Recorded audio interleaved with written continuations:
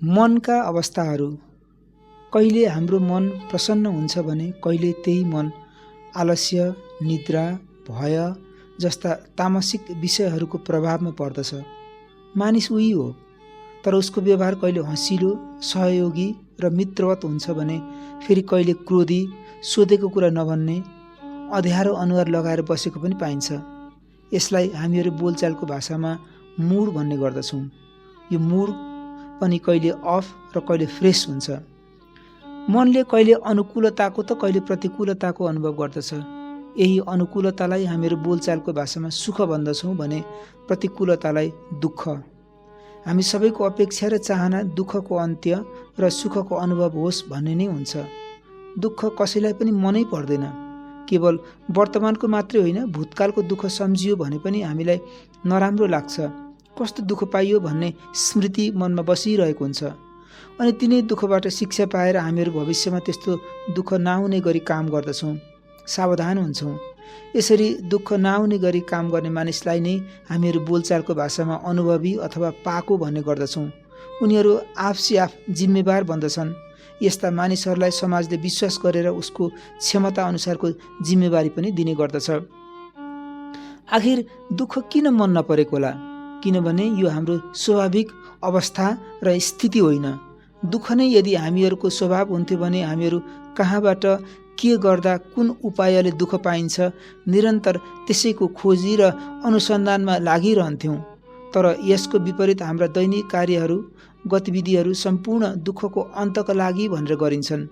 हाम्रा सबै दर्शन, ज्ञान, शास्त्र चर्चा, यौगिक प्रक्रियाहरूले यही दुःखबाट मुक्त भएर परम सुख प्राप्तिको उपाय खोजिरहेका छन्। मनले यसरी किन विभिन्न भावहरूको अनुभव गर्दछ अनि फेरि यसले किन आखिरमा सुखकै चाहना गर्दछ भनेर बुझ्नका लागि मनका अवस्थाहरू जान्नु आवश्यक देखिन्छ।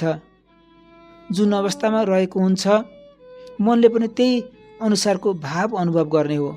योग दर्शनले मनका 5वटा अवस्थाहरू हुन्छन् भनेर व्याख्या गरेको छ।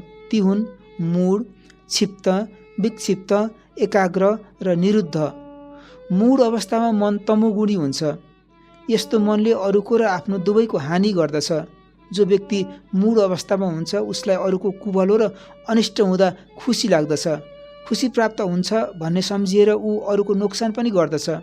यस्ता व्यक्तिले अरूको नोक्सान त गर्छन् नै, आफू पनि कष्टमा पर्दछन्। जसरी चोरी गर्ने मानिसले अरूलाई दुःख त दिन्छ नै, आफू पनि जेलमा परेर कष्ट पाउँछ। निद्रा, आलस्य, भय, मोह, मानसिक दीनता, नाना किसिमको भ्रम आदि यो मूड अवस्थाको लक्षण हो। क्षिप्त अवस्थाका व्यक्तिहरूमा चञ्चलता र अहम बढी हुन्छ। यो रजोगुणको लक्षण हो। सांसारिक मानिसहरूमा यस प्रकारका गुणहरू पाइन्छन्। एकछिन सुखी फेरि दुखी, अनेक किसिमका चिन्ता, हर हिसाब, कमाउने, खाने, मोज मस्ती गर्ने, कहिले फेरि पीर र चिन्ताले ग्रसित हुने लक्षण देखिन्छन्। यो मूड र क्षिप्त अवस्था असुरहरूको हुन्छ भनिएको छ। हामीहरू तमोगुण र रजोगुणबाट माथि उठ्न सक्यौँ भने सत्वगुणको विकास हुन थाल्छ। यही अवस्थालाई विक्षिप्त भनिन्छ। यस्ता व्यक्तिहरू राम्रो काम गरेर सुखको अनुभव गर्दछन्। तमोगुणी व्यक्ति कुनै नशा गरेर, अमलमा परेर अरूलाई दुःख दिएर खुसी हुन्छन् भने यस अवस्थाका व्यक्तिहरू भजन कीर्तन, अध्ययन, चिन्तन, अरूलाई दया माया देखाएर परोपकार गरेर सुखी हुन्छन्। बिस्तारै यस किसिमका मानिसहरूमा सत्वगुणको विकास हुन थाल्दछ।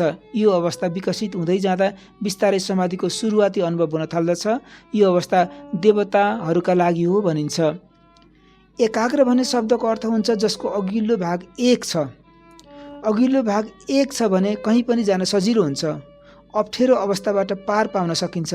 जस्तो कि बाणको अघिल्लो भाग तिखो भएको हुँदा ऊ लक्ष्यमा प्रवेश गर्न सक्छ। धेरै मानिसहरू भेला भएर एउटै निर्णय गर्दछन् अनि त्यसलाई सम्पन्न गर्न त्यही निर्णयलाई मानेर एक भई सबै काममा जुट्दछन्। यसकारण एकाग्र हुन सकियो भने कुनै पनि स्थान वा अवस्थामा पुग्न सकिन्छ। यो अवस्थामा मन स्थिर हुन्छ। जेमा लगायो त्यसैमा लाग्दछ। वैराग्य उत्पन्न हुन्छ। एकाग्र अवस्थामा मन कुनै लक्ष्यका अभिमुख भएर एकहोरो लागिरहेको हुन्छ भने निरोध अवस्थामा एउटा स्थितिमा गएर स्थिर हुन्छ। योग भनेको चित्तवृत्तिको निरोध भनिएको छ। यहाँ अब मनमा कुनै वृत्तिहरू नै बाँकी रहँदैनन्। जति हिँड्न थियो, प्रयास गर्न थियो, ती सबै अब समाप्त भइसके। जे पाउनु थियो त्यो प्राप्त भइसकेपछि मनको चञ्चलता अन्त हुन्छ। प्राप्त गरेको विषयका कारणले आफैभित्र एक किसिमको आनन्द प्रवाहित भइरहन्छ। आफैमा आनन्द प्राप्त भइसकेपछि बाहिरी जगतको प्रभाव त्यसै नै कम भएर जान्छ। अब उसलाई कहीँ जानु छैन, केही खोज्नु छैन, आफूमै आनन्दित र धन्य छ। धन्यवाद।